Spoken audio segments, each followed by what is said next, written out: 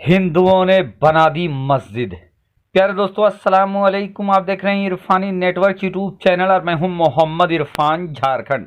आखिर क्या हुआ जब हिंदुओं ने बनाई मस्जिद? वो कौन सी मस्जिद है दोस्तों, क्यों बनाया? और वो लोग जो आज के दौर पे दोस्तों मुसलमानों और हिंदू के बीच में इतना नफरत है, जहां भक्त बिलबिला रहे हैं, मस्जिदों को अपना तशद्दुद का निशाना बना रहे हैं, लेकिन एक ऐसी मस्जिद जिसको खुद हिंदुओं ने बनवाई, क्या वजह था बनाने का दोस्तों? सुनेंगे तो यकीनन आपके रोंगटे खड़े हो जाएंगे। तो चलिए वीडियो का आगाज करते हैं, लेकिन उससे पहले रिक्वेस्ट करेंगे दोस्तों, अभी तक चैनल को सब्सक्राइब नहीं किया है तो जल्दी से चैनल को कर लीजिए सब्सक्राइब, बेल के बटन को कर दीजिए ऑन और ऑल नोटिफिकेशन के ऑप्शन को दबा लें। हिंदुस्तान के इतिहास को उठाकर देखेंगे तो एक ऐसा मस्जिद भी आपको मिलेगा जिस मस्जिद का निर्माण खुद हिंदुओं ने कराया है। वजह क्या था, तो सबब क्या था? दिल छू लेने वाला वाकया आज का ये है। तो चलिए वीडियो का आगाज करते हैं दोस्तों। भारत के अंदर एक ऐसा बादशाह, एक ऐसा हुक्मरान जिसको आलमगीर औरंगजेब रहमतुल्लाह अलैह के नाम से जाना जाता है। जब भी बादशाह और नाम सामने आता है दोस्तों, लोगों की उनके छवि अलग अलग लोगों के सामने अलग अलग तरीके का आता है।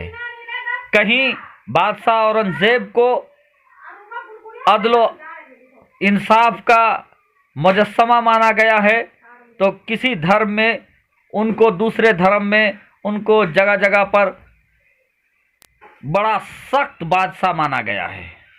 बहरकैफ दोनों ही अपनी जगह पर मौजूद है, दोनों बातें। लेकिन आज उसी बादशाह औरंगजेब का इंसाफ की एक ऐसी कहानी जहां पर हिंदुओं को मजबूर होना मस्जिद बनाने के लिए, और उन्होंने उनको नजराना पेश किया मस्जिद का।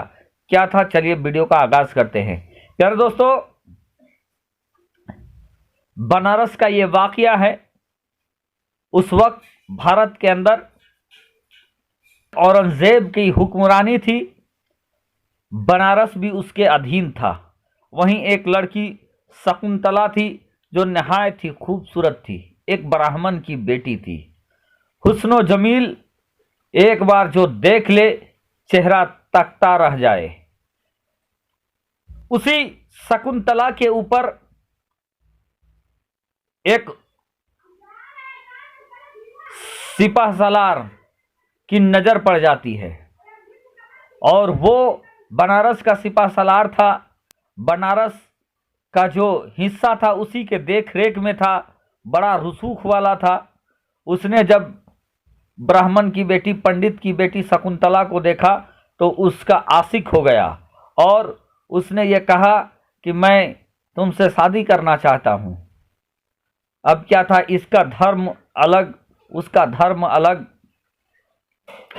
उसने, उस सिपाहसालार ने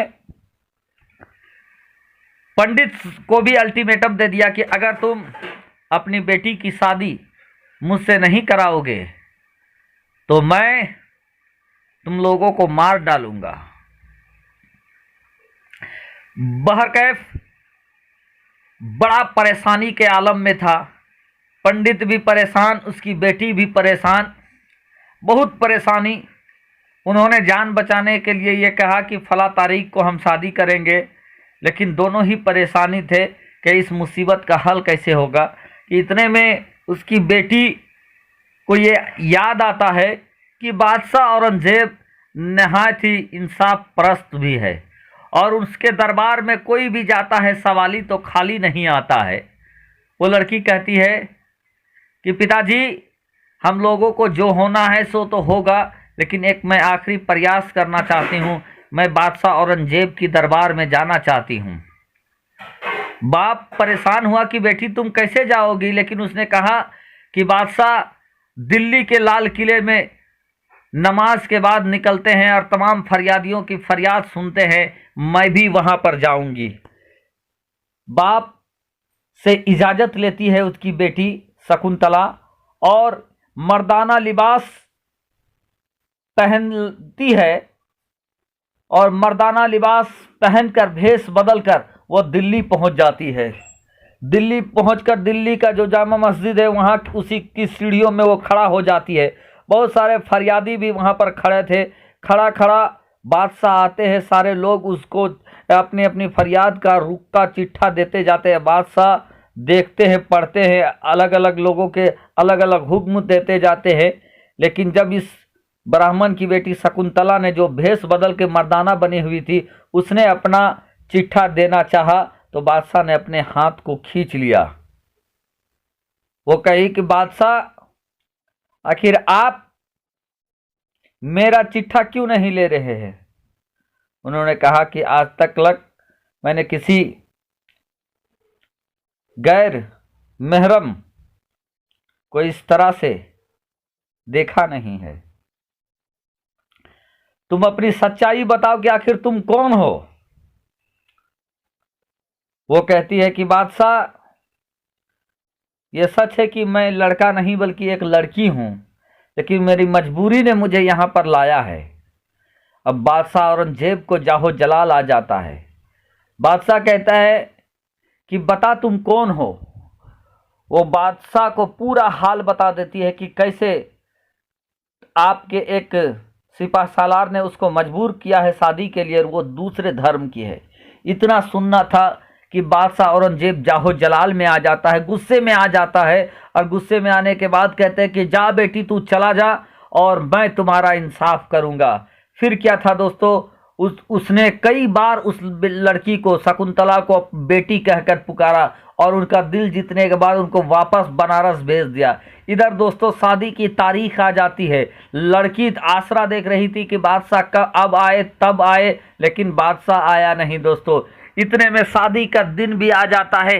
शादी के दिन में वो सिपा सालार बारात लेकर भी पहुंच जाता है। बारात लेकर पहुंचता है दोस्तों। खुशी के मारे वो गरीबों में पैसे बांटता हुआ आ रहा था। एक फकीर ऐसा भी था दोस्तों जो वहां पर मौजूद था, जिसको जब वो सिपाह सालार पैसा बांटना चाहा तो उसने पैसा लेने से इनकार कर दिया।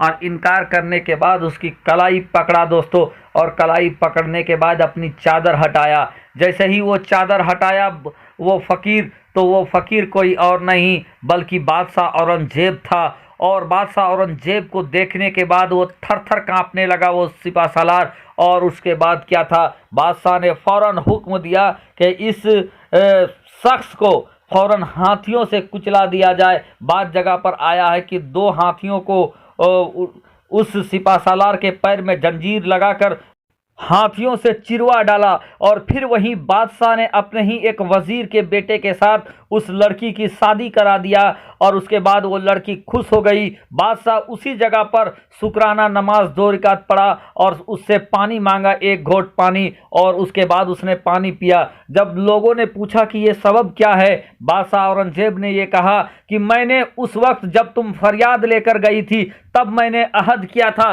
कि जब तक इस बेटी को मैं इंसाफ नहीं दिलाऊंगा तब तक अपने गले से अन्न पानी का एक दाना भी नहीं नीचे करूंगा। और तब से अब तक मैं भूखा प्यासा हूं। और मैंने अल्लाह का शुक्र अदा किया यहाँ पर नमाज पढ़कर, ताकि अल्लाह ने मैं जो अहद किया था उसको पूरा करने में अल्लाह ने मेरी मदद की।